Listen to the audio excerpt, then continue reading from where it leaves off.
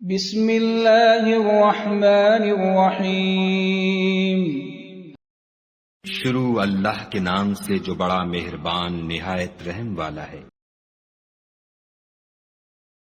وَاعْبُدُوا اللَّهَ وَلَا تُشْرِكُوا بِهِ شَيْئًا وَبِالْوَالِدَيْنِ إِحْسَانًا وَبِذِي الْقُرْبَى وَالْيَتَامَى وَالْمَسَاكِينِ وَالْجَارِ ذِي الْقُرْبَى والجار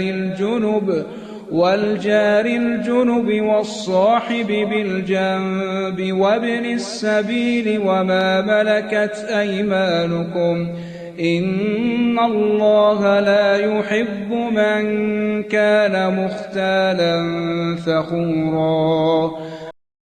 اور خدا ہی کی عبادت کرو اور اس کے ساتھ کسی چیز کو شریک نہ بناؤ، اور ماں باپ اور قرابت والوں اور یتیموں اور محتاجوں اور رشتہ دار ہمسایوں اور اجنبی ہمسایوں اور رفقائے پہلو یعنی پاس بیٹھنے والوں اور مسافروں اور جو لوگ تمہارے قبضے میں ہوں سب کے ساتھ احسان کرو، کہ خدا احسان کرنے والوں کو دوست رکھتا ہے اور تکبر کرنے والے بڑائی مارنے والے کو دوست نہیں رکھتا۔ الذين يبخلون ويأمرون الناس بالبخل ويكتمون ما آتاهم الله من فضله وأعتدنا للكافرين عذابا مهينا۔ جو خود بھی بخل کریں اور لوگوں کو بھی بخل سکھائیں، اور جو مال خدا نے ان کو اپنے فضل سے عطا فرمایا ہے اسے چھپا چھپا کے رکھیں، اور ہم نے ناشکروں کے لیے ذلت کا عذاب تیار کر رکھا ہے۔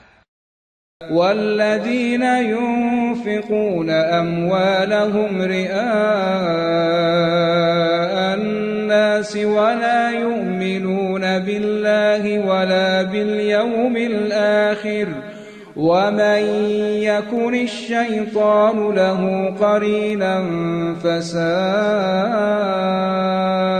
قرينا۔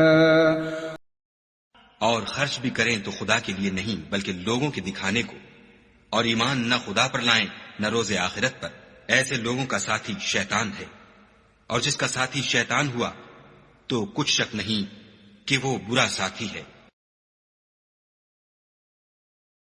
ایک مسلمان کے لیے یہ بہت ضروری ہے کہ وہ صرف قرآن کی تلاوت ہی نہ کرے بلکہ یہ بھی سمجھے کہ قرآن پاک کیا پیغام دیتا ہے۔ اگر آپ اس بابرکت سفر کا حصہ بننا چاہتے ہیں تو چینل کو سبسکرائب کیجئے اور اس پیغام کو دوسروں تک پہنچانے میں ہمارا ساتھ دیجئے۔ قرآن پاک کی مکمل تلاوت بما ترجمہ سننے کے لیے ہماری مکمل پلے لسٹ موجود ہے، جس کا لنک اوپر دیا گیا ہے۔ آپ وہاں سے شروع سے آخر تک آسانی سے سن سکتے ہیں۔ اگلا رکوع اگلی ویڈیو میں پیش کیا جائے گا۔